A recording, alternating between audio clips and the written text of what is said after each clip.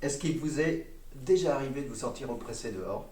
J'ai envie de vous partager 3 facteurs environnementaux qui peuvent avoir un impact sur vous. Vous trouverez le lien de notre site internet dans la description de la vidéo. Je m'appelle Philippe Cissé, j'explore la géobiologie depuis 2005. J'ai envie de partager au travers de ces vidéos en quoi consiste la géobiologie. Ce sont des vidéos qui ont pour but de vulgariser cette discipline et d'expliquer comment elle peut vous aider dans votre quotidien, dans votre bien-être chez vous, au travail.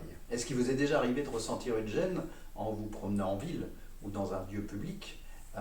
Est-ce que cette gêne allait jusqu'à vous provoquer de la fatigue?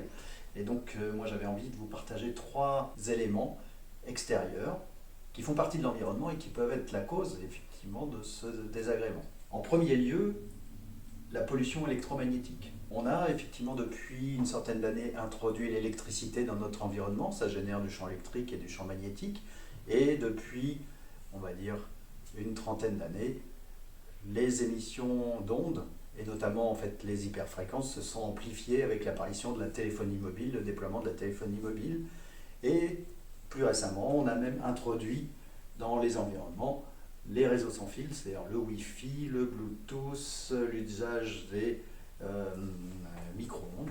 Et donc, ces émissions d'ondes peuvent vous impacter et vous fatiguer si vous avez une sensibilité particulière sur ce type d'ondes. Le deuxième élément de l'environnement qui peut vous impacter, c'est le sol. On parle de phénomènes telluriques.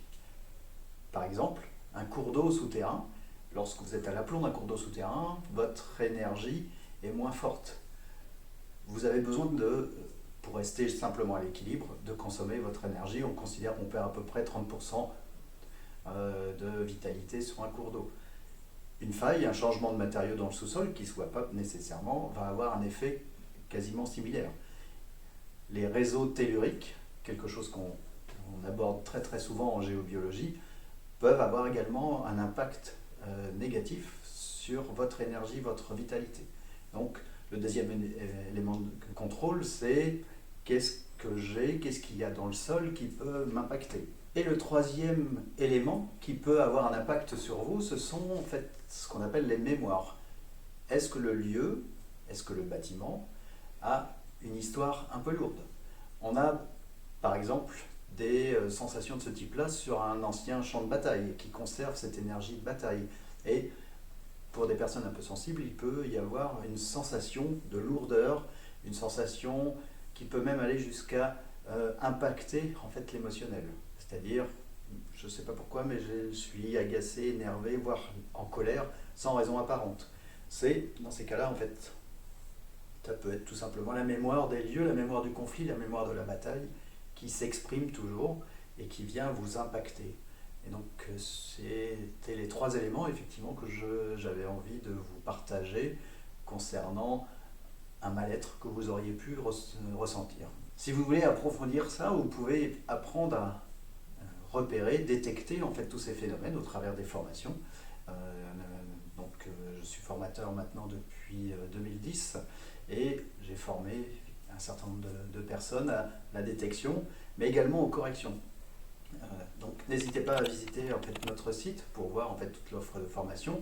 N'hésitez pas non plus à vous abonner à la chaîne, ce qui soutient énormément effectivement notre action, qui nous encourage à continuer à faire nos vidéos de façon régulière. Et si vous voulez être informé de la publication des nouvelles vidéos, n'hésitez pas à activer la cloche qui va vous permettre de recevoir les notifications. Je vous dis à bientôt pour de nouvelles vidéos où je vais aborder d'autres sujets globalement en lien avec la géobiologie.